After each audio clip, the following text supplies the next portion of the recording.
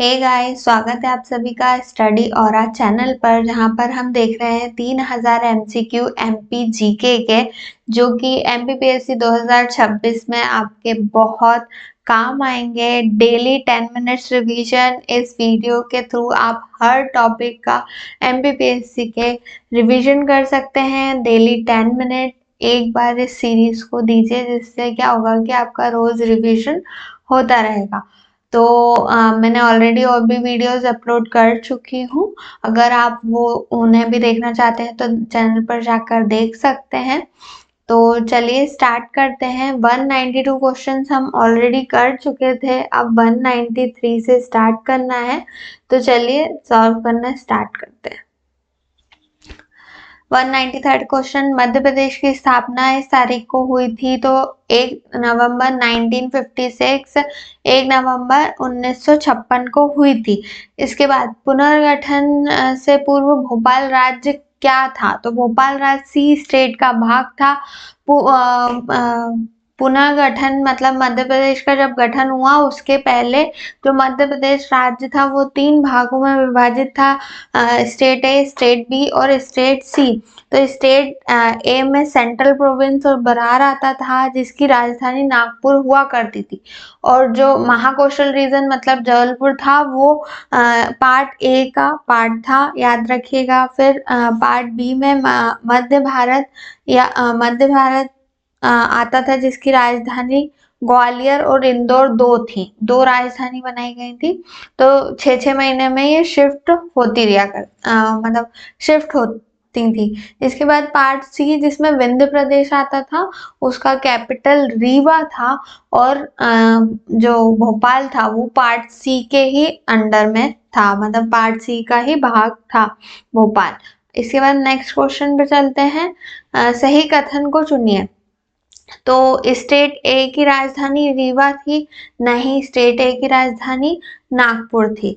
फिर स्टेट सी को मध्य भारत नाम दिया गया था, नहीं, विंध्य प्रदेश नाम था। स्टेट बी में बघेलखंड को सम्मिलित किया गया था, तो नहीं, मध्य भारत था, उसमें बघेलखंड नहीं आता था उसमें।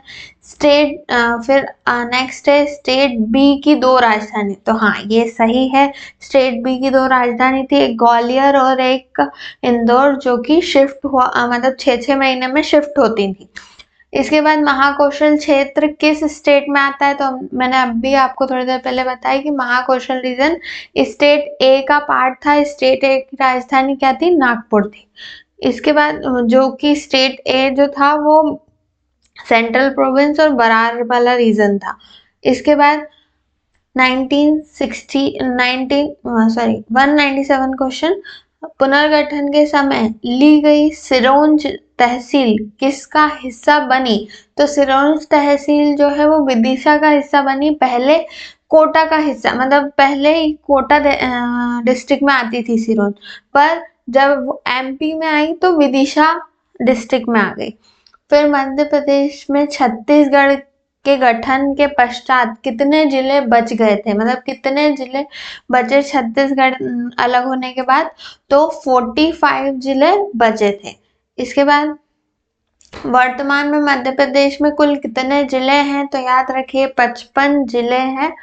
और निवाड़ी जो है वो 51 था, और अभी वापस से और भी ऐड हुए हैं 4 डिस्ट्रिक्ट, उनके बारे में भी हम आगे पढ़ेंगे। इसके बाद निम्नलिखित में से कौन सा नगर जिला मुख्यालय नहीं है? कटनी, बड़वानी, इटारसी, सीहोर। तो याद रखिए इटारसी जो है जिला मुख्यालय में नहीं आता।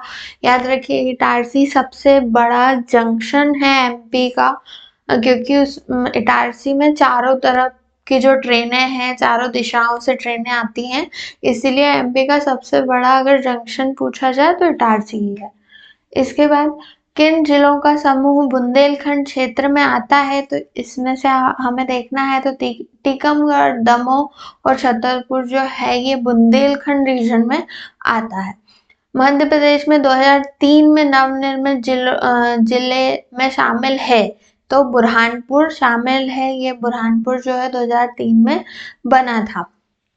इसके बाद नेक्स्ट क्वेश्चन देखते हैं, मध्य प्रदेश में वर्ष 2008 में नवनिर्मित जिले बताइए। तो नवनिर्मित 2008 में 2 जिले बने थे, अलीराजपुर और सिंगरौली।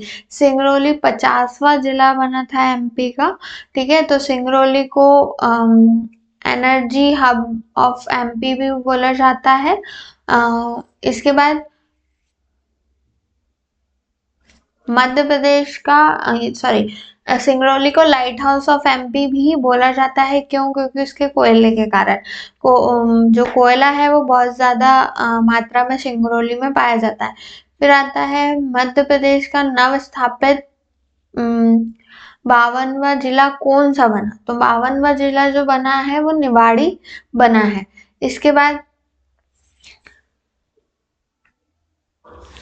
निम्न में से कौन सा नाम प्रदेश का 49वां जिला था। तो अलीराजपुर था 49 और सिंगरौली था 50। अब 50वां जो था वो सिंगरौली बना था और 49वां अलीराजपुर जिला विधिवत रूप से कब बना।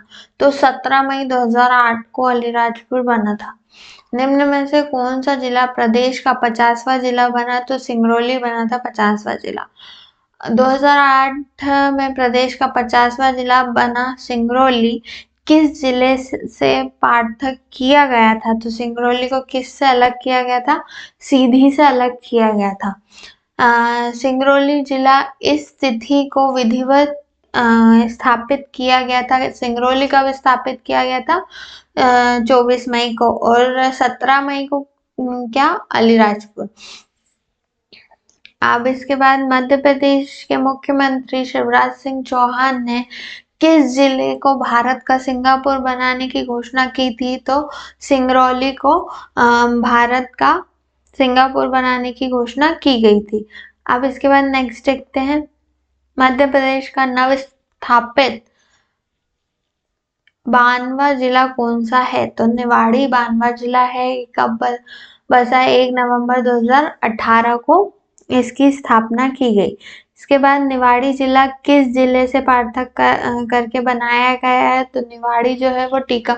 अच्छा, ये जो अभी अभी जिले बने हुए हैं 50 से लेके 55 तक के जितने जिले हैं वो इम्पोर्टेंट हैं, क्योंकि इनमें से क्वेश्चन आ सकता है। इसलिए हम ये जो 5 जिले हैं इनके बारे में अच्छे से पढ़ लेंगे। कौन से डिस्ट्रिक्ट से अलग होके बने, कौन से संभाग में आते हैं, ये सारी चीजें हमें देखना बहुत जरूरी है। तो ये अभी जो है ये 4 डिस्ट्रिक्ट के बारे में ही आएंगे ऑब्जेक्टिव, ठीक है। तो निवाड़ी जिला जो है वो टीकमगढ़ से अलग होके बना है। फिर निवाड़ी जिला किस संभाग में आता है। तो निवाड़ी जिला सागर संभाग में आता है। इसके बाद मध्य प्रदेश का 53वां जिला कौन सा बना। तो माऊगंज बना। अब माऊगंज जिला कहाँ किस से अलग होकर बना। तो रीवा जिले से अलग होकर बना। अब माऊगंज किस संभाग में आ रहा है। तो रीवा संभाग में आ रहा है। इसके बाद मध्य प्रदेश का 54th नंबर का जो जिला बना है वो मेहर बना है। तो मेहर किस जिले में आता है। तो सतना जिले में आता है। और कौन सा संभाग लग रहा है? रीवा संभाग। तो इसके पहले का हमने माऊगंज देखा, वो भी रीवा ही संभाग में आता है। मध्य प्रदेश का 55वां जिला कौन सा बना? पांडुर्ना। तो पांडुर्ना किस जिले से अलग होकर बना है? छिंदवाड़ा जिले से अलग होकर बना है। तो आज के क्वेश्चन बस यहीं तक, और मैं धीरे धीरे और भी ये जो वीडियोस हैं वो लाती रहूंगी। डेली ही आ रहे हैं 9 बजे सुबह। 10 मिनट का लेक्चर रहता है जिससे आपका रिवीजन इजीली हो जाए। जैसे हमने आज ये 5 जो डिस्ट्रिक्ट्स बने हैं उनके बारे में पढ़ा कि कौन से डिस्ट्रिक्ट से वो अलग होके बने हैं, कब बने हैं और किस संभाग में आते हैं। ये जरूरी है क्योंकि एमपीपीएससी डायरेक्ट उठाकर ये क्वेश्चंस पूछ सकता है। तो अगर आपको ये सीरीज अच्छी लग रही है तो मेरे चैनल को लाइक, शेयर एंड फॉलो ज़रूर करें और मुझे बताएं कि आपको समझ आ रहा है या नहीं आ रहा है या कोई प्रॉब्लम है तो बिल्कुल शेयर करें कमेंट सेक्शन में। And thank you for watching the video.